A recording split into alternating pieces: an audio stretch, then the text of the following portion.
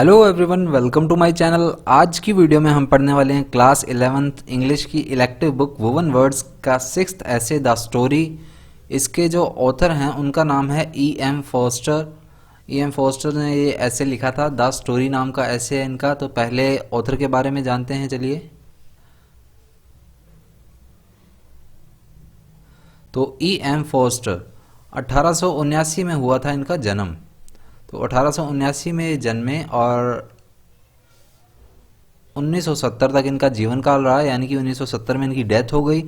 ये जाने माने इंग्लिश ऑथर और क्रिटिक यानी कि आलोचक भी थे। इन्होंने काफ़ी संख्या में शॉर्ट स्टोरीज लिखी, नॉवेल्स लिखे, एसेज भी लिखे। इनका जो पहला नॉवल था where angels fear to tread, ये पब्लिश हुआ 1905 में और this was followed by Howards End. और इसके बाद इन्होंने क्या लिखा, हॉवर्ड्स एंड लिखा, उसके बाद अ पैसेज टू इंडिया लिखा और काफ़ी जाने माने जो हैं इनके काम और भी रहे, यानी कि और भी इन्होंने काफ़ी कुछ लिखा। The Hill of Devi, a portrait of India with a commentary appeared in 1953। Hill of Devi नाम का जो इनका इंडिया को लेकर जो पोर्ट्रेट था, यानी कि इंडिया के बारे में जानकारी थी इनकी इस नॉवल के अंदर या बुक के अंदर या ऐसे के अंदर जो भी था ये हिल ऑफ देवी, तो उसमें इन्होंने इंडिया के बारे में काफ़ी कुछ लिखा है। 1953 में आया ये। द ऐसे presented here is an extract from chapter 2 of aspects of the novel. Aspects of the novel नाम का इनका जो बुक थी, उसमें सेकंड चैप्टर है, उसमें से ये जो हमारा ऐसे है वो लिया गया है, एक्सेप्ट किया गया है, यानी कि लिया गया है। और उसके अलावा इसमें कुछ जानकारी है जो हम जानते हैं। चलिए, चैप्टर शुरू करने से पहले इसके लास्ट में जो जानकारी दी गई है वो पढ़ाऊंगा मैं आपको। द 1001 अरेबियन नाइट्स, इसके बारे में हम जानेंगे। द 1001 अरेबियन नाइट्स के बारे में क्या है ये। The 1001 Arabian Nights is a collection of stories loosely linked together narrated by a young girl Scheherazade. तो 1001 अरेबियन नाइट्स जो है वो इनकी स्टोरीज का कलेक्शन है, उसे 1001 अरेबियन नाइट्स जो है वो संज्ञा दी गई है या कहा जाता है। ये अगर हम बात करें तो एक दूसरे से काफ़ी जुड़ी हुई चीज़ें हैं इसमें ढीले ढाले तौर पर, जो कि एक छोटी सी यंग गर्ल ने, शिहरजाद नाम की लड़की ने ये नरेट की थी। She was the daughter of the vizier और minister who had to serve a peculiar king. अब एक सनकी सा राजा था, उसके यहाँ इसके पिताजी जो थे वजीर या मिनिस्टर की पोस्ट पर थे। The king married on a daily basis. अब ये राजा क्या करता था, डेली डेली शादी करता था, अपनी वाइफ जो है उसके साथ सुहागरात मनाकर वेडिंग नाइट करके और उसके बाद उसे मार देता था। Scheherazade tells her father that she wish to marry the king. अब शिहरजाद ने कहा कि पिताजी मुझे तो राजा से शादी करनी है। ही रेक्टेंगुलरली एग्रीज। अब उसके पिताजी कुछ भी कर कर के हाँ चलो हिचकिचाते हुए लेकिन मान गए। She tells the king an interesting story on their wedding night. अब सुहागरात के दिन, शादी वाली रात के दिन, किंग को इस लड़की ने, शिहरजाद ने एक स्टोरी सुनाई। And make sure to stop at an interesting point at the crack of dawn. और एक ऐसे मोड़ पर लाकर खड़ा कर दिया कि उस राजा में क्यूरियोसिटी रहेगी कि आगे स्टोरी में क्या होगा। उस पॉइंट को अचीव करने में सक्सीड रही शिहरजाद, और वहां पर उसने स्टोरी को रोक दिया। The king is unwilling to execute her because he wants to hear the end of the story. अब उस लड़की ने इस तरीके को आजमा लिया था, हालांकि ये रिस्की काम था कि इस तरह के राजा से शादी करना, जो कि हर एक अपनी शादी की रात पर अपनी वाइफ को मार देता है, सुहागरात के बाद उसके साथ सरवाइव करना काफ़ी मतलब एक मुश्किल काम था। लेकिन इस शिहरजाद नाम की लड़की ने इसे थोड़ा सा आजमाया और अपने काम में क्या हुआ, सक्सेस पाई इसने।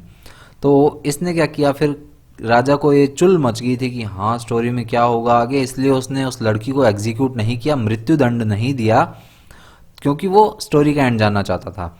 This scheme was extremely risky. अब ये चीज़ जो है काफ़ी रिस्की थी, but Scheherazade is successful in continuously linking stories over many nights until finally the king accepts her as his queen and stops the horrible practice of executing his wife. अब आगे क्या हुआ, शिहरजाद इस चीज़ में सक्सेसफुल हो गई, सफलता प्राप्त कर ली कि हाँ स्टोरी को इस मोड़ पर लाकर खड़ा करूंगी कि राजा को उसको आगे सुनने की चुल रहेगी, और ऐसा ही होता रहा। और आखिरकार राजा ने क्या किया, ये एक्सेप्ट कर लिया कि यही मेरी रानी रहेगी और उसके बाद उसने इस प्रथा को बंद कर दिया कि रानियों को अपनी वाइफ को मारने की प्रथा को क्या कर दिया, बंद कर दिया। ये इसलिए जानना जरूरी था, लास्ट में एक बॉक्स में दिया हुआ है ये, क्योंकि बीच चैप्टर में कहीं ना कहीं इसका जिक्र होगा, वहाँ पर आपको ये चीज़ समझ नहीं आएगी शहरजाद क्या है क्या नहीं है, तो इसलिए पहले जाना ज़रूरी था। अब हम अपने स्टोरी की तरफ बढ़ते हैं, और उससे पहले मैं आपको बता दूं कि ये जो मीनिंग्स हैं, जो आपको हाईलाइटेड वर्ड्स दिख रहे हैं, इनके जो मीनिंग है वो आपको साथ साथ चैप्टर के बाद में मैं बताऊंगा हालांकि, लेकिन फिर भी अगर आपको इसकी पीडीएफ चाहिए हो तो टेलीग्राम चैनल जो है हमारा, उस पर आपको इसकी पीडीएफ जो है, वीडियो जिस दिन आएगी यानी कि जैसे आ जाएगी वीडियो, तो शाम तक आपको इसकी जो पीडीएफ है वर्ड मीनिंग की वो प्रोवाइड कर दी जाएगी।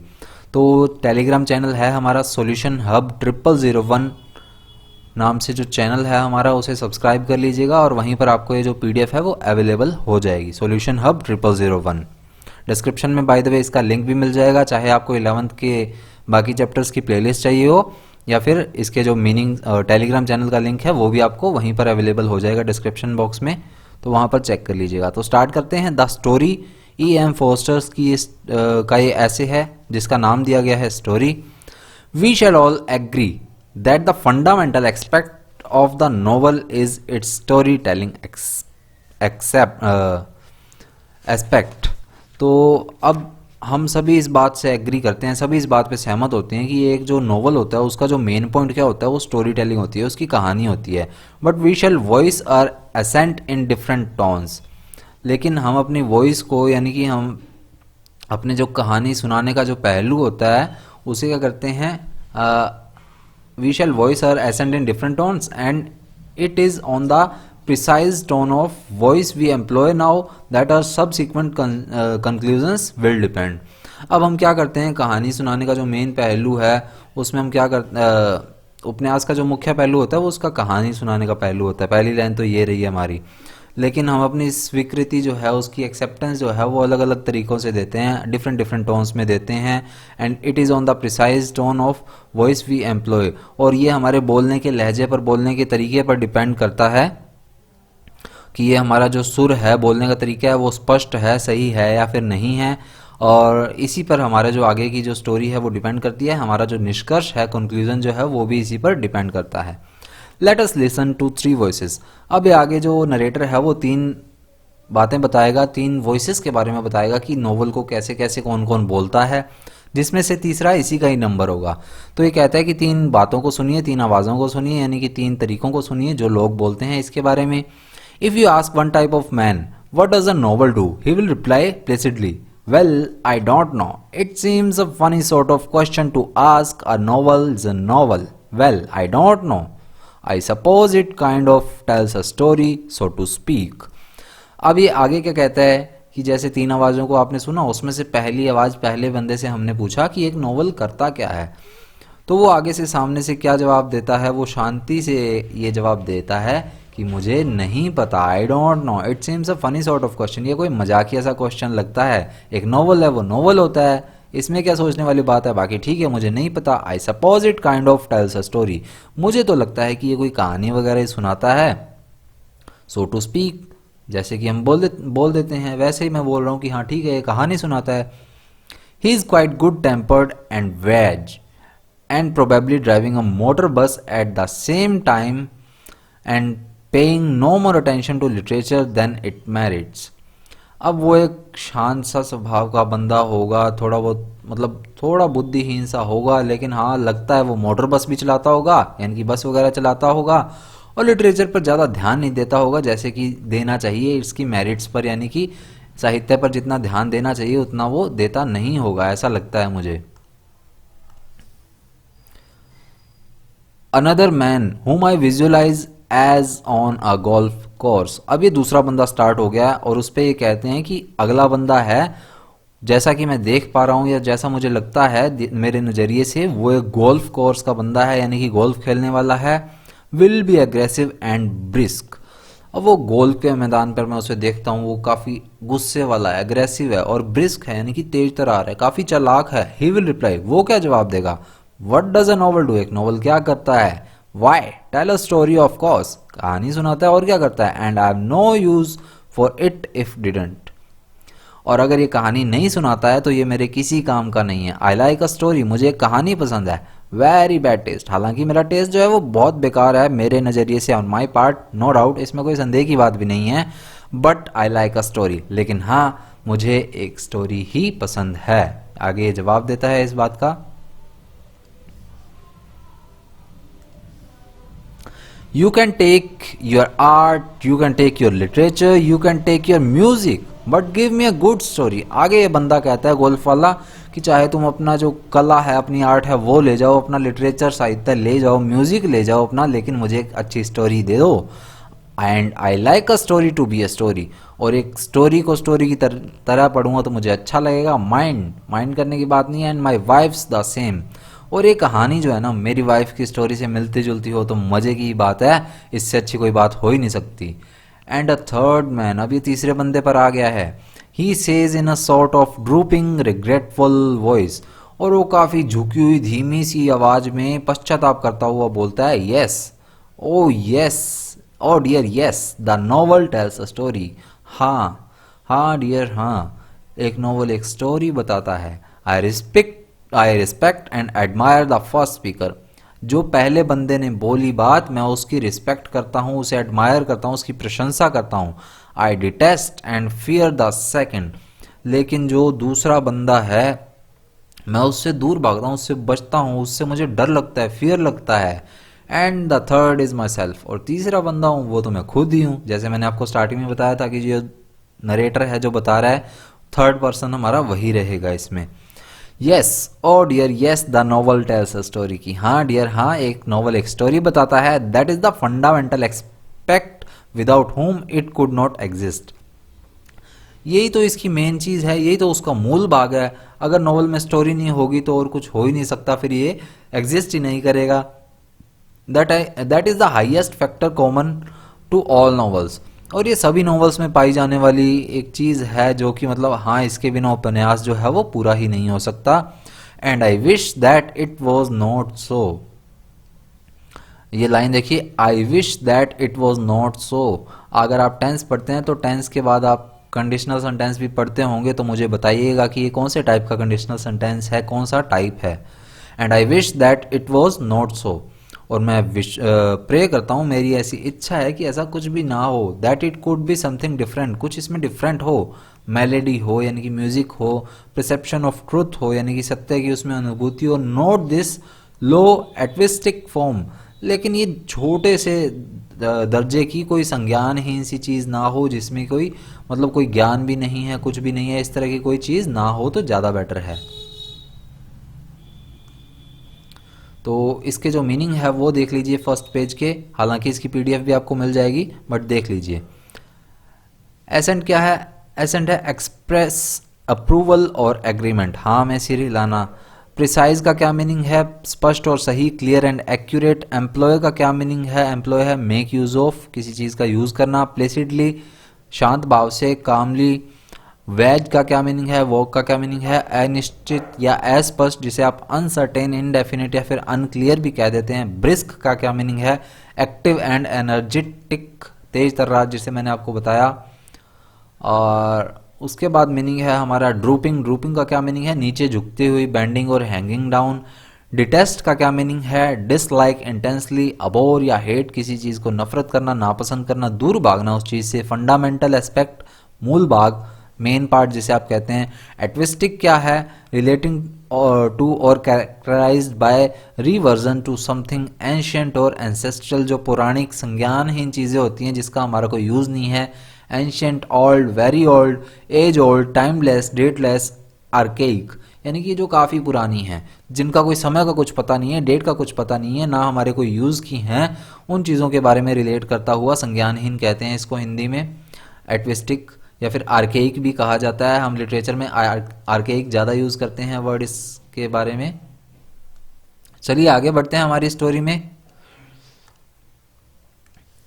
For the more we look at the story that is a story mind, the more we disentangle it from the finer growths that it supports, the less shall we find to admire। अब आगे क्या कहते हैं कि जितना ज़्यादा हम story को घूर घूर के देखते हैं, डीपली पढ़ते हैं, अगर हम नॉर्मल वे में पढ़ते हैं तो ठीक है, अगर हम उसमें डीप चले जाते हैं तो क्या होता है, हम उसके जो छोटे छोटे पार्ट्स होते हैं, छोटे छोटे वर्ड्स होते हैं, उनके मीनिंग्स के इतने चिथड़े उड़ा देते हैं, इतना उनको डीपली अलग अलग कर लेते हैं कि बाद में हम उस चीज़ को समझ ही नहीं पाते, फिर हम कहते हैं कि ये अच्छी नहीं है, हम उसको एडमायर भी नहीं करते। The less shall we find to admire, यानी कि हम उसकी फिर इतनी प्रशंसा भी नहीं करते हैं कि हाँ ये क्या बना दिया है, ये तो बिल्कुल भी अच्छी नहीं है। It runs like a backbone, ये एक बैकबोन रीढ़ की हड्डी की तरह काम करती है। और मैं इससे टेप वॉर्म, टेप वॉर्म क्या चीज़ होती है? टेप वॉर्म एक तरह के कीड़े होते हैं जो सब्जियों में, फलों में, फ्रूट्स में किन्हीं चीज़ के साथ चिपके रहते हैं, जैसे कि कुछ आप साइंस में भी पढ़ते होंगे इस तरह की चीज़ें, 7th या 8th क्लास में ये चीज़ आती है टेप वॉर्म। कहीं साइंस की बुक में देखा था मैंने 7th 8th में, उसी में आती है टेप वॉर्म। यानी कि जो खाने पीने की चीज़ें होती हैं, उगती हैं जो, उसमें ये साथ में लगे होते हैं, यानी कि साथ में ये ग्रो करते हैं, और उसके बिना ये ग्रो भी नहीं कर सकते। और अगर आपके पेट में जाते हैं, खाते हैं आप इन खाने वाली चीज़ों के साथ, ये पेट में चल जाते हैं तो वो ख़राब भी करते हैं। तो एक ऐसी चीज़ जो कि चिपकी हुई है, जिसे हम ख़त्म ही नहीं कर सकते हैं, यहाँ पर ये मीनिंग है। For its beginning and end are arbitrary, क्योंकि क्या चीज़ है, टेपवर्म की तरह काम करता है क्योंकि इसकी शुरुआत है, इसकी जो एंडिंग है वो आर्बिट्रेरी है, विवेकानुसार है, हमारे मन के अनुसार होती है। जब हम चाहें तभी इसे शुरू करते हैं, जब हम चाहें तभी इसे ख़त्म करते हैं। It is immensely old, goes back to the neolithic times, perhaps to palaeolithic, Neanderthal, okay palaeolithic तक पढ़ेंगे। So it is immensely old, ये काफ़ी पुराना हो सकता है, चाहे हम कह दें कि ये नियोलिथिक युग है, नियोलिथिक युग जैसे कि नवपाषाण युग जिसे आप कहते हैं, या फिर पैलियोलिथिक है, पूरा पाषाण काल है, यानी कि उससे भी पहले का काल कह सकते हैं हम, या फिर आप पुरातन पाषाण भी कहते हैं जिसे। निनेंड्रथल मैन, आदि मानव जिसे आप कहते हैं, लिसन टू स्टोरीज, वो स्टोरीज सुनता था। इफ वन में जज by the shape of his skull, अगर उसके खोपड़ी को, उसके सिर को देखकर हम उस देखें तो जज कर सकते हैं कि वो स्टोरीज सुनता था। The primitive audience was an audience of shook heads, जो प्रीमिटिव ऑडियंस, या फिर हम कह सकते हैं जो पहले वाले जो श्रोता थे, सुनते थे, उनके जो सिर हैं वो ऐसे आड़े टेढ़े रहते थे। Gapping round the camp fire, वो राउंड बनाकर आग के घेरे की तरफ, कैंप फायर क्या होती है, जो कैंप आप कैंपिंग करने जाते हैं तो फायर जला के और घेरा घेरा बनाकर बैठते हैं, वो कैंप फायर कहलाता है। तो gapping round the camp fire यानी कि वो गेजिंग करते रहते हैं, घूरते रहते हैं, वहाँ टकटकी लगाकर देखते रहते हैं, वहाँ पर कैंप फायर के आसपास बैठे हुए। Fatigued with contending against the mammoth और the woolly rhinoceros and only kept awake by suspense. अब वो क्या करते हैं, वो कैंप फायर के आसपास टकटकी लगाकर देखते रहते हैं, जागते रहते हैं कि कोई या तो बड़ा सारा हाथी या कोई गेंडा सा आकर ना हमें मार दे। इस चक्कर में वो इसी सस्पेंस में रहते हैं और जागते रहते हैं। व्हाट वुड हैपन नेक्स्ट, आगे क्या होगा ये सोच सोच कर वो डरते रहते हैं। The novelist droned on and as soon as the audience guessed what will happen next, they either fell asleep और किल्ड हिम। और नॉवलिस्ट जो है ना, यही चीज़ चाहता है कि हमारे जो ऑडियंस है वो इस चीज़ के साथ रहे, यानी कि उनके मन में ये रहे, अनुमान लगाते रहें कि आगे क्या होगा। वो क्यूरियोसिटी जो है ऑडियंस में बनी रहे, यही तो नॉवलिस्ट चाहता है। और वो यही सोचती है फिर ऑडियंस कि या तो ये सो जाएगा या ये शेर गेंडे, सॉरी हाथी गेंडे से जो है मार देंगे। ऐसे ऐसे करके ऑडियंस अपना अनुमान लगाती रहती है, आइडिया लगाती रहती है। We can estimate the dangers incurred when we think of the career of Scheherazade in somewhat later times। और अगर हम इस चीज़ का अनुमान लगाते हैं तो शेहरज़ाद के समय जो उसको दिक्कतों का सामना करना पड़ा, उसके बारे में हम सोचे तो ये काफ़ी ऊपर हो जाता है। अभी मैंने शेहरज़ाद की आपको स्टोरी जो है लास्ट में जो थी वो बता दी है ऑलरेडी, तो अब आपको दिक्कत नहीं होगी कि किस तरह की मुश्किलें उसे सामना करना पड़ा। Scheherazade avoided her fate because she knew how to wield the weapon of suspense. अब शेहरज़ाद ने उस चीज़ को इग्नोर किया, यानी कि उस चीज़ स्वयं को अपने भाग्य से बचा लिया, क्योंकि उसको पता था कि उसका जो हस्बैंड होने वाला हस्बैंड है वो हर एक रात पर, सुहागरात पर अपनी पत्नी को मार देता है सुहागरात के बाद। फिर भी उसने उस चीज़ को आजमाया, अपने भाग्य को बदला, और कैसे बदला, वो जानती थी कि साहित्य में इस चीज़ को, क्यूरियोसिटी को, सस्पेंस को कैसे बनाकर रखा जा सकता है। The only literary tool that has any effect on tyrants and savages. Tyrants तानाशाह कहते थे जिसे, यानी कि बर्बर लोग, बुरे लोग होते थे जो। सैवेजेस, सैवेजेस भी कुछ इसी तरह के जो सनकी लोग होते हैं उनके लिए यूज़ किया जाता है सैवेजेस। तो इस तरह के लोगों से किस तरह से डील करना है, किस तरह से जो साहित्य का जो टूल है, शस्त्र है, वो चलाना है, वो जानती थी शीहिरज़ीद। ग्रेट नॉवलिस्ट दो शी वॉज, काफ़ी शानदार लेखिका थी। एग्जीक्यूसाइड इन हर डिस्क्रिप्शंस, अपने जो चीज़ें हैं किस तरह से अपने उपन्यास को, अपने चीज़ों को डिस्क्राइब करना है, वो जानती थी। टॉलरेंट इन हर जजमेंट, अपनी जजमेंट पर खरी उतरने वाली थी। इंजीनियस इन हर इंसिडेंट्स, और अपने जो चरित्र में कुशल थी, निर्णयों में काफ़ी ज़्यादा सहनशील थी। Angénieux in her incidents, advance in her morality, अपनी नैतिकता, मोरालिटी में काफ़ी आगे थी। विविड इन हर डेलिनिएशंस, और पूर्वी देशों के बारे में भी वो काफ़ी जानकारी रखती थी। थ्री ओरिएंटल जो कैपिटल्स थी उनके बारे में भी काफ़ी जानकारी रखती थी। और साथ ही साथ अपने जो डिस्क्रिप्शंस थे, डेलिनिएशंस थे, उसमें क्या थी, सजीव थी, यानी कि हमेशा एक्टिव रहती थी, चीज़ों को जानने में काफ़ी क्यूरियोसिटी रखती थी वो। It was yet on none of these gifts that she relied when trying to save her life from her intolerable husband.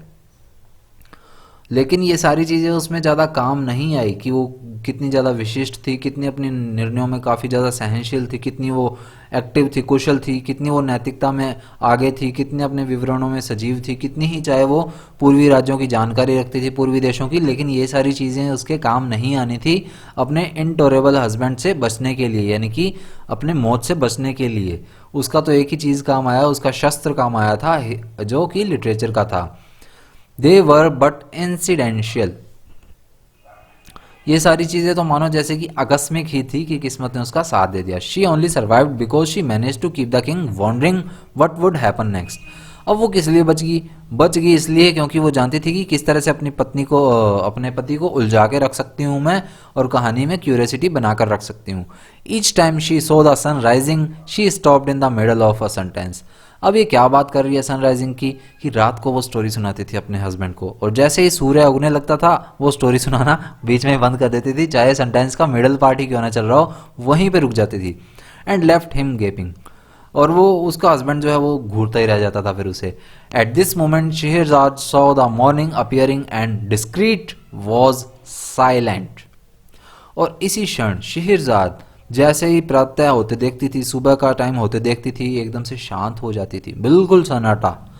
The uninteresting little phrase is the backbone of the 1001 nights. 1001 Arabian nights, यहाँ पर Arabian आएगा, लिखा नहीं हुआ story में। तो ये चीज़ जो है, जो एक फ्रेज आई है, देखिए इन्वर्टेड कोमा से शुरू हो रही है यहाँ से, और यहाँ तक इन्वर्टेड कोमा में है, ये एज इट इज़ उसकी लाइन है 1001 अरेबियन नाइट्स की, कि जैसे ही शहरीजाद को लगता था कि मॉर्निंग हो रही है, वो स्टोरी को बीच में ही छोड़ देती थी और सन्नाटा हो जाता था एकदम से। तो इस चीज़ को वो बनाने में कामयाब रही। 1001 नाइट अरेबियन नाइट्स में इस चीज़ का अच्छे से डिस्क्रिप्शन है। The tapeworm by which they are tied together and by which the life of a most accomplished princess was preserved. और यही एक चीज़ थी जो चिपकी रही और बनाकर रखा इस चीज़ को, और वो किस तरह से एक प्रिंसेस यहाँ पर राजकुमारी से नहीं, रानी के लिए आना चाहिए था, तो किस तरह से एक रानी जो है वो खुद को बचाने में कामयाब रही, अपनी लाइफ को बचाने में कामयाब रही, और खुद को और अपने पति को बांध कर रखा, यानी कि जोड़ कर रखा, अपना रिश्ता टूटने नहीं दिया। यही उसका लिटरेरी जो है टूल था। We are like Scheherazade's husband in that we want to know what happens next. अब हमारा भी कहीं ना कहीं दिमाग जो है वो शहरज़ाद के पति जैसा ही है, क्योंकि हमें भी जानना होता है कि आगे क्या होगा। दैट इज़ यूनिवर्सल, ये यूनिवर्सल चीज़ है, and that is why the backbone of a novel has to be a story. और ये एक यूनिवर्सल चीज़ है, यही इसकी बैकबोन है, रीढ़ की हड्डी है, और यही चीज़ जो है वो नॉवल को एक स्टोरी बनाती है। Some of us want to know nothing else, हमारे में से जो कुछ लोग होते हैं वो इसके अलावा और कुछ जानना ही नहीं चाहते हैं। देयर इज़ नथिंग इन अस, हमारे बीच कुछ भी नहीं है, बट प्राइमेवल क्यूरियोसिटी लेकिन कुछ जानने की जो उत्सुकता होती है ना हमारे अंदर, वो खतरनाक वाली होती है। यानी कि हमारे अंदर जानने की जो क्यूरियोसिटी पैदा होती है वो खतरनाक है कॉन्सिक्वेंटली, और इसका परिणाम क्या होता है, और अदर लिटरेरी जजमेंट्स आर ल्यूडिक्यूरस। और इसका परिणाम क्या होता है कि हमारे जो अन्य लिटरेरी डिसीजंस होते हैं, साहित्यिक निर्णय होते हैं, वो बहुत ही बेतुके से लगते हैं, कोई उनका तुक नहीं लगता। And now the story can be defined. अब स्टोरी सुनाई जा सकती है, उसको अच्छे से एक्सप्लेन किया जा सकता है। It is a narrative of events arranged in their time sequence. अब यहाँ पर टाइम को स्टोरी से जोड़ रहा है। देखिए यहाँ पर टाइम सीक्वेंस का स्पेशली जिक्र किया है, नरेटिव के थ्रू, इवेंट्स के थ्रू। यानी कि स्टोरी बताते हैं तब टाइम सीक्वेंस के थ्रू ही इवेंट्स को अरेंज किया जाता है, टाइम के अकॉर्डिंग ही इवेंट्स बताए जाते हैं। जैसे आपने कई मूवीज़ देखी होंगी, उसमें भी टाइम सीक्वेंस ही चलता है, मेन उसी से स्टोरी बनती है। सस्पेंस कैसे क्रिएट होता है, सबसे बढ़िया सस्पेंस की मूवी रही है बाहुबली का पार्ट फर्स्ट, जिसमें कि लास्ट क्वेश्चन रह जाता है कि कटप्पा ने बाहुबली को क्यों मारा। और वो इतना खतरनाक क्वेश्चन बन गया था, सबको जानने की क्यूरियोसिटी हो गई थी कि कटप्पा ने बाहुबली को क्यों मारा। और वो टाइम सीक्वेंस देखिए, पहले वो गए फ्यूचर के अंदर, फिर वापस आए पास्ट के अंदर, और यहाँ पर सेंटर में वो प्रेजेंट में चल रहे हैं। सेकंड पार्ट में आप देखेंगे कंक्लूजन वाले में, तो वहाँ पर वो जो फाइट चल रही होती है जिसमें लास्ट में वो उसके बेटे को मार देता है, बल्लाल देव के बेटे को, तो वहाँ पर वो प्रेजेंट टाइम चलता हुआ दिखाते हैं। तो पहले फ्यूचर में जाके फिर पास्ट में आते हैं, तो टाइम सीक्वेंस के अकॉर्डिंग ही चलते हैं वो भी, उसी पर हमारी स्टोरी जो है वो डिपेंड करती है। तो क्या था यहाँ पर लास्ट में, it is narrative of events. ये टाइम सीक्वेंस के अकॉर्डिंग ही इवेंट्स को अरेंज किया जाता है। किस तरह से, dinner coming after breakfast, breakfast के बाद डिनर आता है, ट्यूसडे जो है वो मंडे के बाद आता है, डेथ के बाद जो है सड़ना होता है यानी कि जलाया जाता है, एंड सो ऑन। इस तरह की ही बहुत सी चीज़ें होती हैं। क्यों a story it can only have one merit, that is that of making the audience want to know what happens next. चाहे हम क्यूआ की स्टोरी ले लें तो उसमें भी इसी तरह से है। तथाकथित क्यूआ स्टोरी क्या है, तथाकथित कहानियाँ होती हैं जो, यानी कि प्राचीन काल से चली आ रही कहानियाँ होती हैं जो एज इट इज़ बोली जाती हैं। उसमें यही तो गुण होता है कि श्रोता यानी कि जो लिसनर होता है वो जानना चाहता है, कि ऑडियंस जानना चाहती है कि आगे क्या होगा। एंड कन्वर्सली, इसके विपरीत, इसके कॉन्ट्रेरी क्या होता है, it can have only one fault. इसमें एक दोष भी हो सकता है। फॉल्ट क्या हो सकता है, that of making the audience not want to know what happens next. अब कई बार तो लोगों को ये क्यूरियोसिटी हो जाती है कि आगे क्या होगा। कई बार क्या होता है कि ऑडियंस को जानना ही नहीं होता कि आगे क्या होगा, वो बीच में स्टोरी छोड़ देते हैं, यानी कि उनमें वो क्यूरियोसिटी पैदा ही नहीं होती। तो ये इसका दुष्परिणाम भी रहता है, एक फॉल्ट भी रहता है कई चीज़ों का, हर एक का नहीं कह सकते हम। these are the only two criticisms that can be made on the story। तो ये स्टोरी के निर्णय जो हैं, क्रिटिसिज्म जो हैं, हम कह सकते हैं वो इस तरह से ही बनते हैं। यानी कि इसमें या तो लोग जानने के इच्छुक होंगे या फिर नहीं होंगे, यही दो चीज़ें हो सकती हैं। Yet it is the highest factor common to all the very, यहाँ पर एक लाइन रह गई है, it is the lowest and simplest of literary organisms. तो चाहे हम निम्नतम स्तर पर लें या फिर सिंपल से वे में लें, तो साहित्य यही होता है, लिटरेरी थिंग्स यही होती हैं। Yet it is the highest factor common to all the very complicated organisms known as novels. अब ऑर्गेनिजम्स को नॉवल्स के साथ कंपेयर किया गया है, यहाँ पर एज लगाकर सिमिली यहाँ पर एग्जाम्पल आता है, ध्यान रखिएगा। तो नॉवल्स को ऑर्गेनिज्म बताकर यहाँ पर क्या कहा जा रहा है कि फिर भी ये जो मतलब डिफ़िकल्ट वाली जो लिटरेरी थिंग्स होती हैं, लिटरेरी नॉवल्स होते हैं, जिन्हें कि हम नॉवेल्स, उपन्यास कहते हैं, इसमें जो चीज़ पाई जाती है वो हाईएस्ट लेवल पर होती है, हाईएस्ट फैक्टर होता है, उच्चतम कारक होता है, हाईएस्ट पीक होती है। यानी कि हमें नॉवल को पढ़ते हुए उसकी क्यूरियोसिटी अगर जाग गई है हमारे अंदर कि आगे क्या होगा, तो हम उसे कुछ भी हो जाए अच्छे से ही पढ़ते हैं। जैसे कि एज यू लाइक इट भी काफ़ी ज़्यादा इंटरेस्टिंग नॉवल है, पढ़ते हैं तो जानने की क्यूरियोसिटी बहुत रहती है। When we isolate the story like this from the nobler aspect through which it moves and hold it out of forceps, wrangling and interminable, the naked worm of time, it presents an appearance that is both unlovely and dull। आगे क्या कहता है आप narrator कि जब हम इस कहानी को उसके जो मैक्सिमम पीक्स होती हैं, जो इसकी मेन चीज़ होती है, उससे आइसोलेट कर देते हैं, उससे दूर कर देते हैं जिससे कि आगे बढ़े, तो ये क्या है, ऐसे लगता है कि एक फोरसेप्स की तरह हमने इसे होल्ड कर रखा है। फोरसेप्स एक इंस्ट्रूमेंटल पार्ट होता है जो कि शायद चिकित्सा में यूज़ किया जाता है, चिमटी वगैरह बोलते हैं इसको, जो कि डॉक्टर्स यूज़ करते हैं। तो जैसे कोई डॉक्टर ने चिमटी से कुछ बॉडी पार्ट को होल्ड कर रखा हो, इस तरह से लगता है कि हमने नोवेल की स्टोरी को होल्ड करके रख लिया हो, अगर उसमें टाइम वगैरह ना हो तो ऐसे लगता है फिर ये रिंगल कर रही है, यानी कि छटपटा रही है, इसमें कुछ ना कुछ कीड़ा उछल रहा है। एंड इंटरमिनिएबल, और ऐसा लगता है कि ये कभी समाप्ति नहीं होने वाली। कई बोरिंग नोवेल होते हैं जिसे हम पढ़ते हैं, उसमें समझ ही नहीं आता कि चल क्या रहा है, वो स्टोरी हम पढ़ कुछ और रहे हैं, हमारे दिमाग में कुछ और चल रहा है। ऐसी बहुत सी स्टोरीज आती हैं। नॉन फिक्शन में यही चीज़ें मिलती हैं, हमें पता ही नहीं होता कि क्या चल रहा होता है और कहाँ पहुँच जाते हैं। तो उसे हम क्या कहते हैं, इंटरमिनिएबल, जैसे कि हमें समझ ही नहीं आता कि ये कब खत्म होएगी। The naked worm of time, तो ये क्या है, समय का एक नेकेड वर्म है, एक नग्न कीड़ा है। It presents an appearance that is both unlovely and dull. तो ये क्या होता है, ये किस चीज़ को रिप्रेजेंट करता है, ये प्रेजेंट करता है, हमारे सामने अपीयरेंस लाता है एक भद्दी सी और नीरस सी, यानी कि जिसे कोई भी लोग पसंद नहीं करते, और काफ़ी डल होती है, यानी कि उसमें पढ़ने में भी कुछ मज़ा नहीं आता। कुछ ऐसे नॉवेल्स होते हैं, कुछ ऐसी बुक्स भी होती हैं, but we have much to learn from it, लेकिन हमें इसे सीखने में बहुत कुछ मिलता है। Let us begin by considering it in connection with daily life. तो चलिए इसे ना डेली लाइफ से जोड़कर देखते हैं, ये कहता है यहाँ पर आगे हमारा narrator.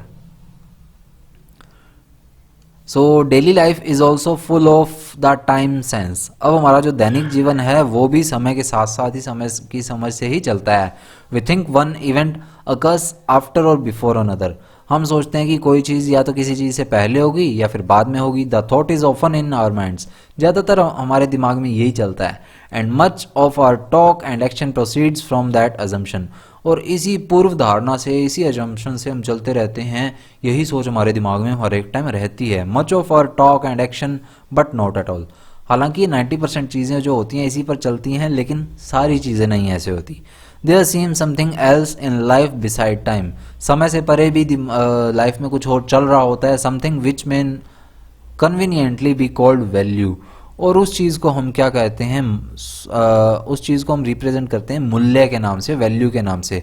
Something which is measured not bye minutes और आवर्स, और इस चीज़ को मिनटों से घंटों से हम मेज़र कर ही नहीं सकते हैं, बट बाय इंटेंसिटी, लेकिन इसे वेग से माप सकते हैं, इंटेंसिटी से माप सकते हैं। So that when we look at our past it does not stretch back evenly by piles up into a few pinnacles, and when we look at the future it seems sometimes a wall, sometimes a cloud, sometimes a sun, but never a chronological chart। तो यहाँ से हमने पढ़ना start किया, something which is measured not bye minutes और hours but by intensity. तो ऐसी चीज़ जो मिनट से आवर्स से मापी नहीं जा सकती, लेकिन उसे हम वेग से माप सकते हैं। इसलिए हम क्या करते हैं, हम अपने जो पास्ट की तरफ देखते हैं तो ये हमें एक इवनली, यानी कि समतल रूप से खींची हुई रेखा नहीं लगती है, लेकिन ये हमें क्या लगता है, जैसे ही काफ़ी बड़े बड़े शिखर आ गए हों, पहाड़ आ गए हों हमारे सामने, उनका जो ढेर होता है ना, वैसे हमें लगता है। और जब हम फिर भविष्य की तरफ में, फ्यूचर की तरफ देखते हैं तो कई बार ऐसा लगता है कि हाँ, हमारे सामने क्या आ गई है, एक वॉल आ गई है, एक दीवार आ गई है। कभी लगता है कि कोई क्लाउड, कोई बादल आ गया है, कभी लगता है कि सूर्य आ गया है, लेकिन कभी भी ऐसा नहीं लगता कि एक क्रम में व्यवस्थित कोई चार्ट, क्रोनोलॉजिकल चार्ट, यानी कि क्रम से चल रहा कोई चार्ट हमारे सामने आ रहा है। हमें कभी ऐसा नहीं लगता कि हमारे फ्यूचर में आगे ऐसे ऐसे करके पहले हम पढ़ेंगे, फिर हम ऐसे तैयारी करेंगे, फिर हम जॉब लग जाएंगे, बस लाइफ सेट है, आगे शादी होगी, बच्चे होंगे, बूढ़े होंगे, मर जाएंगे। हमें बीच की डिफ़िकल्टीज़ की ज़्यादा टेंशन रहती है। कभी हम इतना सिंपल वे में सोचते ही नहीं है। हमारे क्रोनोलॉजिकल चार्ट इतना इजी रहता ही नहीं है। उसमें कभी क्लाउड आएंगे, कभी सन आएगा, कभी वोल आएगी, जो मैंने आपको भी बताया। Neither memory nor anticipation is much interested in father time. Father time, पापा का टाइम मत ले जाना यहाँ पे। Neither memory nor anticipation is much interested in father time, and all dreamers, artists and lovers are partially delivered from his tyranny। क्या बात कहते हैं यहाँ पर, नीदर मेमोरी नॉर एंटिसिपेशन, कि ना तो यहाँ पर एक तो हमारी पिछली बात रही कि ये सीधे साधे वे में चलता ही नहीं है, ये काफ़ी उलझा सा रहता है, काफ़ी यानी कि कन्फ्यूजन सी रहती है हमें इसमें, एक दीवार की तरह हमारे सामने ये आती रहती है। और उसके बाद क्या है, ना तो हमारी मेमोरी में रहती है ये चीज़, यानी कि ये ना तो हमारी यादाश्त में रहती है, ना ही हम इनका एंटिसिपेशन कर सकते हैं, अनुमान लगा सकते हैं। A much interested in father time, यानी कि एक जो टाइम रूपी फादर है ना, समय रूपी पिता है, उसका हम कभी अनुमान ढंग से लगा ही नहीं सकते, बस हम इसमें अपनी रुचि रख सकते हैं। एंड ऑल ड्रीमर्स, जितने भी स्वप्न देखने वाले हैं, ड्रीमर्स हैं, चाहे वो आर्टिस्ट हैं, लवर्स हैं, are partially delivered from his tyranny, ये कहीं ना कहीं किसी न किसी रूप में इससे क्या है, बचे हुए हैं, इस निर्दयता से। टायरनी निर्दयता को कह सकते हैं हम, कि पार्शली इसमें कहीं ना कहीं इससे बचे हुए हैं जो लवर्स हैं, आर्टिस्ट हैं, समय से बचे हुए हैं। ही कैन किल देम, समय उन्हें मार सकता है, but he can not secure their attention, समय उन्हें मार सकता है लेकिन उनकी अटेंशन को नहीं खींच सकता। At the very moment of doom when the clock collected in the tower its strength and struck, they may be looking the other way। अब ये एक बहुत ही बढ़िया एग्जांपल लेता है कि जब संध्या काल का समय होता है, जब टावर में, समय के टावर में घंटा जोर से बजता है, तब वो अपने ही ख्यालों में खोए होते हैं, चाहे वो आर्टिस्ट हैं, लवर्स हैं, ये सारी चीज़ें। So daily life what ever it may be really is practically composed of two lives, the life in time and the life by values। तो ये कहीं ना कहीं डेली लाइफ में क्या कहता है कि सही में बात करें तो प्रैक्टिकली अगर हम देखें तो ये दो तरह की ज़िंदगियां जो है वो बना देता है। एक तो ज़िंदगी कैसी होती है जो समय के साथ चलती है, और एक कैसी होती है जो मूल्यों के साथ चलती है, वैल्यूज़ के साथ चलती है। And our conduct reveals a double allegiance, और हमारा जो कंडक्ट है, हमारा जो आचरण है, वो हमारे क्या है, डबल एलिजेंस, दोहरी निष्ठा दिखाता है, एलिजेंस निष्ठा दिखाता है। I only saw her for 5 minutes, मैंने उसे 5 मिनट तक देखा, but it was worth it, लेकिन ये मेरे लिए काफ़ी मतलब इतना इनफ हो गया, बढ़िया, कि हाँ ठीक है, इतने में ही बढ़िया है। There you have both allegiances in a single sentence, अब इन दोनों सेंटेंसेस में देखें तो there you have both allegiances, यानी कि एक सेंटेंस में देखें तो दो चीज़ें आ गई, दो एलिजेंसेज आ गई है, यानी कि दो तरह की निष्ठा आ गई है इसमें, दोनों निष्ठाएं हम देख सकते हैं इसमें, एक तो 5 मिनट तक देखा और एक हाँ इसमें संतुष्टि मिल गई, यानी कि दोनों कंट्रेरी थिंग्स हो गई हैं। And what the story does is to narrate the life in time, और स्टोरी क्या चीज़ करती है, स्टोरी हमारे सामने क्या करती है, लाइफ को टाइम से कंपेयर करते हुए नरेट की जाती है। And what the entire novel does, novel क्या करता है, if it is a good novel, अगर ये अच्छा नॉवल है, is to include the life by values as well, तो इसमें टाइम के साथ साथ वैल्यूज़, मूल्यों को भी इंक्लूड किया जाएगा। Using devices hereafter to be examined, और इस तरह की डिवाइसेस यानी कि लिटरेरी टर्म्स वगैरह यूज़ की जाएंगी जिससे कि ये काफ़ी ज़्यादा अच्छे से समझा जा सके, एग्जामिन किया जा सके। It also pays a double allegiances, ये भी डबल मूल्य दिखाते हैं, दोहरी निष्ठा दिखाते हैं कहीं ना कहीं। But in it the novel the allegiances to time is imperative, लेकिन जब हम बात करते हैं but in novels, but in it the novel, लेकिन अगर हम बात करते हैं तो नोवल कहीं ना कहीं द एलिजेंसेस, इसकी जो निष्ठा है टू टाइम इज इम्पेरेटिव, वो कहीं ना कहीं इम्पेरेटिव रहती है। No novel could be written without it, कहीं ना कहीं मूल्यों के बिना नोवल को लिखा जाना पॉसिबल ही नहीं होता है, ये चीज़ भी रहती है।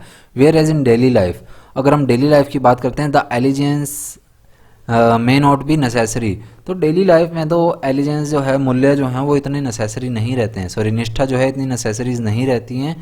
वी डू नॉट नो, हमें नहीं पता। And the experience of certain mystic suggests indeed that it is not necessary and we are quite mistaken in supposing that Monday is followed by Tuesday और डेथ बाय डीके। तो ये फिर से वही example repeat कर रहा है कि डेली लाइफ में हमें इतना सोचना नहीं पड़ता है, हमें इतना ध्यान नहीं देना पड़ता है। दैनिक जीवन में तो क्या है, एलिजेंस आवश्यक नहीं है, निष्ठा आवश्यक नहीं है, हम जानते नहीं हैं, यानी कि इस चीज़ का हमें पता नहीं है, लेकिन कहीं ना कहीं जो साइकेट्रिस्ट वगैरह होते हैं वो इस चीज़ का सुझाव भी देते हैं। रहस्यवादियों का जो अनुभव है वो हमें ये सुझाव देता है लेकिन हम इसका इतना डेली लाइफ में यूज़ नहीं करते हैं। मिस्टिक सुजेस्ट यानी कि जो साइकेट्रिस्ट कहते हैं, शायद उसे ध्यान नहीं आ रहा मुझे, लेकिन वो हमें सुझाव देते हैं इस चीज़ का। लेकिन कंपलसरी नहीं होता है। हम कभी कभी भूल जाते हैं कि मंडे के बाद ट्यूसडे आएगा, क्योंकि हमें मंडे का ही ध्यान नहीं रहता। डेथ के बाद डीके का तो किसे ही पता है कि मरने के बाद क्या होगा क्या नहीं होगा, कौन जलाएगा कौन खा जाएगा, कुछ नहीं पता होता। सो it is always possible for you or me in daily life to deny that time exists and act accordingly, even if we become unintelligent and are sent by our fellow citizens to what they choose to call a lunatic asylum। तो अब आगे क्या होता है, ये चाहे मेरे लिए बात कर लें, आपके लिए बात कर लें, दोनों के लिए बात कर लें, तो ये चीज़ संभव है, पॉसिबल है डेली लाइफ में। इस चीज़ को हम इग्नोर कर सकते हैं कि समय जो है वो उसका कोई अस्तित्व नहीं है। इस चीज़ को हम डेली लाइफ में इग्नोर कर सकते हैं और उसके अनुसार ही चलें, ये भी कंपलसरी नहीं है। चाहे हमें कोई समझे चाहे ना समझे, चाहे हमारे साथ वाले जो हैं हमें पागल खाने में ही छोड़े हैं। जो ल्यूनेटिक एजिलम है ये साइकेट्रिस्ट होम होता है, साइकोलॉजिकल साइकेट्रिस्ट जो भी होता है, यानी कि पागल खाना बोलते हैं इसे हिंदी में, ल्यूनेटिक एजिलम। तो चाहे हमारे फेलो सिटीजन्स हैं, हमारे साथ के लोग हैं, वो हमें पागल समझे और हमें पागल खाने ही छोड़ें, पर हमें इन चीज़ों का ज़्यादा गौर नहीं करना होता है कि डेली लाइफ में क्या चल रहा है क्या नहीं चल रहा। But it is never possible for a novelist to deny time. लेकिन जो एक नॉवलिस्ट है उसके लिए इस चीज़ को फॉलो करना बहुत ज़रूरी होता है, टाइम को। Inside the fabric of his novel, वो अपने नॉवल को लिख रहा है। He must cling however lightly to the thread of his story. वो अपने स्टोरी में कहीं ना कहीं कोई एक कुंडी सी अड़ा के रखेगा, कहीं ना कहीं समय को जोड़ेगा ही जोड़ेगा। He must touch the interminable tapeworm, otherwise he becomes unintelligent, which in case is a blunder. तो क्या होगा कि उपन्यासकार जो है, नॉवलिस्ट जो है, इस चीज़ की अवहेलना नहीं कर सकता, चाहे थोड़ा सा भी हो। उसे अपने कुंडी सी अड़ानी होती है समय वाली कि हाँ कहाँ पे मेरा नॉवल ख़त्म होगा कहाँ नहीं होगा। उसे एक अच्छा सा एंड देना ही होता है, उसे एक एंडिंग पॉइंट बनाना ही होता है, ये ज़रूरी होता है। और अगर एंड नहीं होएगा तो हमें स्टोरी समझ ही नहीं आएगी क्या है। अगर कोई मतलब 50 बुक्स की कोई स्टोरी है तो हम पढ़ते रह जाएंगे, पता नहीं 50 बुक्स कब ख़त्म होएंगी, हमें समझ ही नहीं आएगा, फिर स्टोरी तो कहाँ ही ध्यान रहेगी, तो हम पागल हो जाएंगे फिर। तो अगर ऐसा नहीं होता है तो वो जो नॉवलिस्ट है अनइंटेलिजेंट कहलाएगा, इतना बुद्धिमान नहीं कहलाएगा, और जो कि एक ब्लंडर वाली बात हो जाएगी, एक यानी कि भूल होगी बहुत बड़ी। इसीलिए नॉवलिस्ट को ये सोचना जरूरी होता है, समय का रेफरेंस लेकर चलना जरूरी होता है। And trying not to be philosophic. अब यहाँ पर जो नरेटर है वो कहता है कि मैं दार्शनिक होने का प्रयास नहीं कर रहा, फिलोसफिक नहीं हो रहा हूँ अबाउट टाइम, समय को लेकर। For it is a most dangerous hobby for an outsider. क्योंकि अगर हम नॉर्मल पर्सन की बात करें तो इस चीज़ को एक हॉबी बनाकर रखना बहुत ही खतरनाक पार्ट हो सकता है एक आउटसाइडर के लिए, या तो ये नॉवलिस्ट करें या फिर साइंटिस्ट करें। फार मोर फैटल देन प्लेस। समय से स्थान से परे ही ये काफ़ी बहुत ही खतरनाक या बड़ी चीज़ है, ये कहते हैं यहाँ पर। And quite eminent metaphysicians have been dethroned through referring to it improperly. और कोई अगर मेटाफिजिशियन भी है, यानी कि जो मेटाफिजिशियन शायद साइकेट्रिस्ट, पता नहीं क्या होता है, मुझे इतना नहीं ध्यान है ये। तो ये जो मेटाफिजिशियंस होते हैं, तो इसे हिंदी में क्या, तत्वज्ञानी, पता नहीं ऐसे कुछ कहते हैं। तो ये जो तत्वज्ञानी वगैरह होते हैं ये भी काफ़ी हद तक इस चीज़ पे रिसर्च करते करते ही पूरे हो गए, कई अपने पद से हटा दिए गए, डीथ्रोन्ड कर दिए गए। थ्रोन जो गद्दी पे होते हैं, डीथ्रोन्ड यानी कि जिन्हें अपने पद से ही हटा दिया जाता है। तो कई मेटाफिजिशियंस को इस चक्कर में अपने पद से भी हाथ धोना पड़ा, यानी कि उनकी जॉब भी चली गई। तो ये सारी चीज़ें चलती रहती हैं। तो ये कहते हैं कि नॉर्मल बंदे को इन चीज़ों से दूर ही रहना चाहिए, समय का रेफरेंस नहीं लेना चाहिए। I am only trying to explain that as I lecture now I hear the clock ticking. तो अब ये कहता है कि मैं सिर्फ इतना ही एक्सप्लेन करने की कोशिश कर रहा हूँ कि अगर मैं यहाँ पर अब लेक्चर दे रहा हूँ तो मुझे घड़ी की टिक टिक सुनाई दे रही है। आई रिटेन और लूज द टाइम सेंस। मैं या तो अपने समय को बढ़ा सकता हूँ या घटा सकता हूँ। Whereas in a novel there is always a clock. और अगर एक नॉवल की बात करें तो उसमें एक घड़ी हमेशा ही होती है। The author may dislike the clock. Author घड़ी को पसंद तो नहीं करेगा। Emily Bronte in Wuthering Heights tried to hide hers. Emily Bronte ने अपना जो नॉवल है वुदरिंग हाइट्स, उसमें समय को दूर रखने की कोशिश की थी। स्ट्रेन या Sterne in Tristram Shandy. Turns it upside down, उसने भी अपसाइड डाउन ऊपर नीचे समय को करने की कोशिश की थी स्टर्न ने ट्रिस्टन शैंडी में। Marcel Proust still more ingenious kept alerting the hands so that his hero was at the same time entertaining a mistress to supper and playing ball with his nurse in a park। और जो martial प्राउड्स था उसने तो हद ही कर दी थी, इस चीज़ को बहुत ही परे कर दिया था, समय का ही घेराव बना दिया, एक तरह से घेरा बना दिया। एक तरफ तो जो हीरो है वो अपनी मिस्ट्रेस के साथ, अपनी हीरोइन के साथ क्या है, खाना खा रहा है, सपर ले रहा है, खाने के बाद की जो स्वीट डिश वगैरह है, और दूसरी तरफ वो अपनी नर्स के साथ क्या कर रहा है, बॉल खेल रहा है पार्क के अंदर। यानी कि दो टाइम रेफरेंस बता दिए, एक तो अपनी मिस्ट्रेस के साथ, अपनी होने वाली बीवी या बीवी के साथ, और एक छोटा सा है अपनी नर्स के साथ खेल रहा है, यानी कि जो उसका लालन पालन कर रही है। तो मार्शल प्राउड्स ने इसके लिए तो हद ही कर दी थी, ये बोला है यहाँ पर। All this devices are legitimate but none of them contravene our thesis. अब ये सारी चीज़ें जो हैं, ये सारी चीज़ें कानूनी तौर पर तो ठीक हैं, लेकिन इनमें से कोई भी हमारे जो थीसिस हैं, थ्योरीज हैं, उनको गलत नहीं ठहरा सकती। The basis of a novel is a story.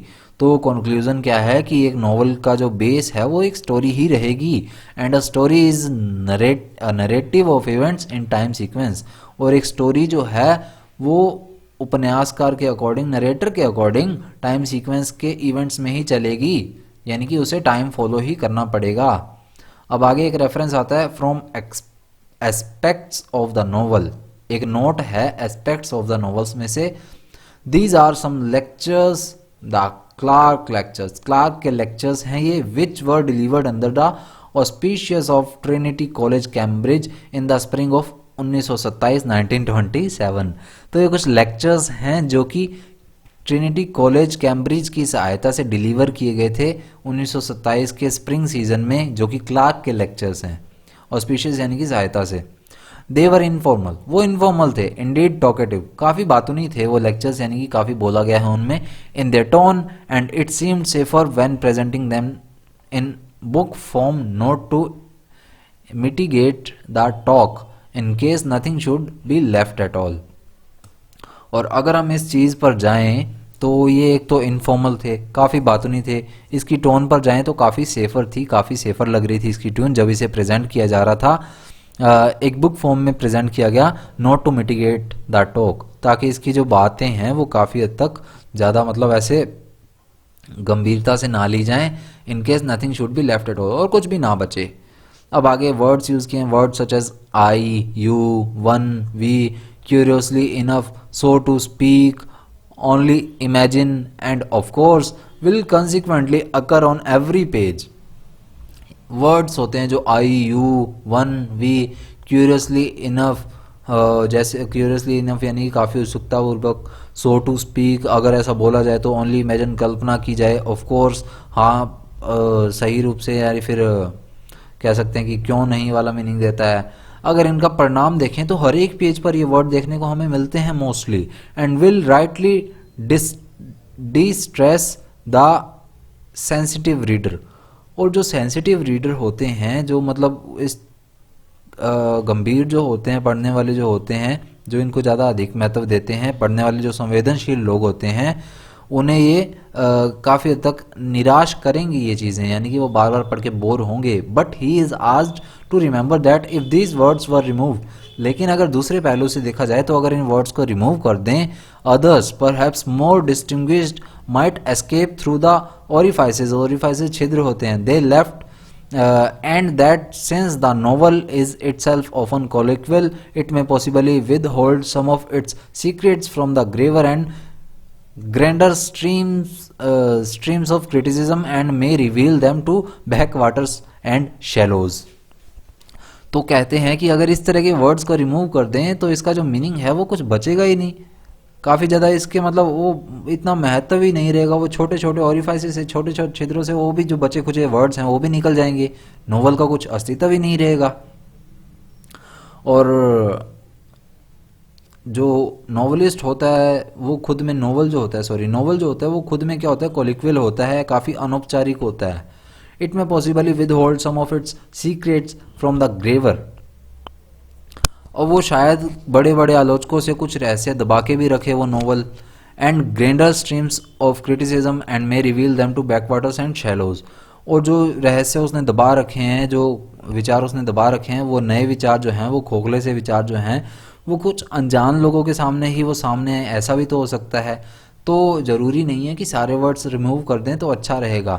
इसीलिए कुछ ऐसे वर्ड्स जो हमने ऊपर अभी देखे, आई, मी, वन, वी, इस तरह के जो वर्ड्स हैं, सो, एज ऑन वगैरह, ये वर्ड्स ही जो हैं ये इसको बनाकर रखते हैं, और इसी से है जो नई नई खोज होती रहती है। अब ये लास्ट की 2 लाइनों को क्या है मीनिंग, कि जो बड़े बड़े नॉवलिस्ट होते हैं, बड़े बड़े जो क्रिटिक्स होते हैं, वो कई बार इन चीज़ों को नहीं समझ पाते, लेकिन नॉर्मल जो रिसर्चर्स होते हैं वो उसका कुछ अलग मीनिंग निकाल कर उसे भी तो रिप्रेजेंट कर देते हैं। तो 2 तरीके से वो स्टोरी समझी जा सकती है, नहीं समझी जा सकती। आप मान लीजिए आज कोई बुक लेते हैं कंपटीशन प्रिपरेशन के लिए, या आप स्कूल लेवल पर लेते हैं बुक कोई, तो एक बुक में अलग मीनिंग मिलेगा, सेकंड में कुछ अलग मिलेगा। तो हर एक का अपना अपना बताने का तरीका है, हर एक कोई अपना अपना मीनिंग देगा। तो यही चीज़ बताई है बस। और ये जो 1001 अरेबियन नाइट्स वाली जो चीज़ है वो हमने पढ़ ही ली, कि शहरज़ाद जो है वो अपने मतलब पापा को कहती है, जो वज़ीर होते हैं उस राजा के, पेक्युलर यानी कि सनकी किंग के वज़ीर होते हैं, उसे कहती है कि हाँ मेरे को इससे शादी करनी है। हालांकि वो जानती थी कि ये राजा जो है वो वेडिंग नाइट के बाद अपनी पत्नी को मार देता है, लेकिन वो इस चीज़ को पाने में कामयाब रही कि वो मरी नहीं, उसने अपना जीवन जो है वो कामयाब रखा, स्टोरी के अंदर अपने पति को उलझाए रखा। तो ये चीज़ काफ़ी शानदार रही। शहरज़ाद की जो 1001 अरेबियन नाइट्स है, शानदार चीज़ है, स्टोरी का कलेक्शन है, तो ये काफ़ी अच्छी चीज़ है, इसे भी पढ़िएगा। बाकी ये जो हमारी स्टोरी है वो कंप्लीट हो चुकी है। वर्ड मीनिंग जो है वो टेलीग्राम पर आपको पीडीएफ मिल जाएगी, तो टेलीग्राम चैनल जो है डिस्क्रिप्शन में लिंक है, अदरवाइज सर्च कर लीजिए टेलीग्राम पर, सॉल्यूशन हब 0001 नाम से चैनल आएगा, उस पर आपको इसकी जो पीडीएफ है वो मिल जाएगी। बाकी इंस्टाग्राम फेसबुक पर भी हमें फॉलो कर लीजिए, वहीं पर अपडेट जो है वो आती रहती हैं। तो मिलते हैं नेक्स्ट वीडियो में नेक्स्ट चैप्टर के साथ, नेक्स्ट जो एक ही आपकी शायद सो स्टोरी रह गई है, what is a good book, उसके साथ मिलेंगे। इससे पिछली स्टोरी है वो, सॉरी ऐसे है इससे पिछला, तो उसके साथ मिलेंगे। तो मिलते हैं नेक्स्ट वीडियो में। Tata bye bye, thank you, जय हिंद।